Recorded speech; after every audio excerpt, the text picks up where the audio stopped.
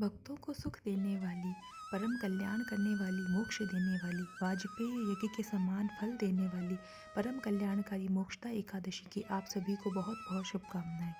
कैसे हैं आप सभी? आशा है सभी स्वस्थ होंगे, कुशल मंगल होंगे। राधे राधे दोस्तों, जय श्री कृष्णा।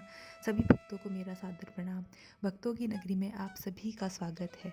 आज है एकादशी और आज आपको मोक्षदा एकादशी की व्रत कथा सुनाने जा रहे हैं। ये कथा सुनना आवश्यक है। जब हम एकादशी का व्रत करते हैं तब कथा सुनना ज़रूरी होता है, इसलिए कहानी सुने बिना इसका फल हमें नहीं मिलता। इसलिए अवश्य सुने, भक्ति से मन लगाकर ध्यानपूर्वक। ओम श्री गणेशाय नमः। मार्गशीर्ष शुक्ला मोक्षदा एकादशी व्रत कथा।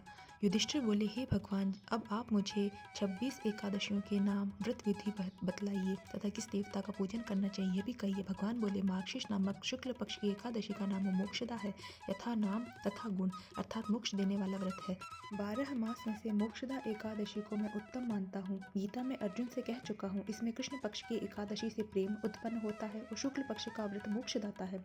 इस व्रत में दामोदर भगवान का पूजन करना चाहिए। आज व्रत में दामोदर भगवान से मेरी उखल बंधन लीला का श्रवण करना योग्य है। अब मैं मोक्षदा एकादशी की पौराणिक कथा सुनाता हूँ। प्राचीन गोकुल नगर में वैखानस नाम का राजा धर्मात्मा और भक्त था। उसने रात्रि को स्वप्न में अपने पूज्य पिता को नरक भोगते हुए देखा। प्रातःकाल ज्योतिषी वेदवाठी ब्राह्मणों से पूछने लगा कि मेरे पिता का उद्धार कैसे होगा। ब्राह्मण बोले, यहाँ समीप एक पर्वत ऋषि का आश्रम है। उनकी शरणागत से आपके पिता शीघ्र ही स्वर्ग को चले जाएंगे। राजा पर्वत ऋषि के शरण में गया और दंडवत करके कहने लगा, मुझे रात्रि को स्वप्न में पिता का दर्शन हुआ। वह बेचारे यमदूतों के हाथों दंड पा रहे हैं।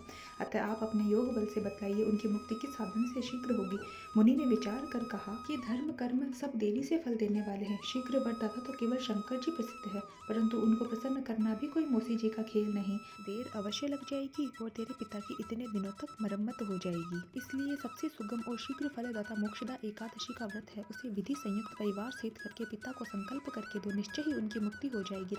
राजा ने कुटुंब सहित मोक्षदा एकादशी का व्रत करके फल पिता को अर्पण कर दिया। इसके प्रभाव से वह स्वर्ग को चला गया और जाते हुए पुत्र से बोला, परम धाम को जा रहा हूँ। श्रद्धा भक्ति से जो कोई भक्त मोक्षदा एकादशी का महात्म्य सुनता है उसे वाजपेय यज्ञ का फल मिलता है।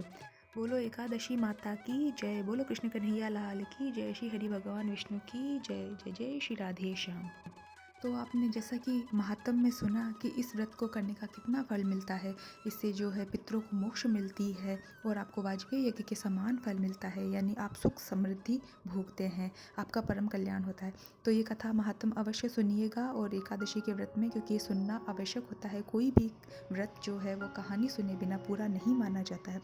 जब आप ये कथा सुनेंगे तो उस समय अपने हाथ में कुछ पुष्प ले लेना और या फिर कुछ दक्षिणा ले लेना। कुछ ऐसे खाली हाथ नहीं सुनते हैं, तो कुछ ना कुछ अवश्य हाथ में रखना है और ये प्रभु को फिर बाद में संकल्प करके समर्पित कर देते हैं। तो आप अच्छे से भक्तिपूर्वक व्रत करिए, उपवास रखिए।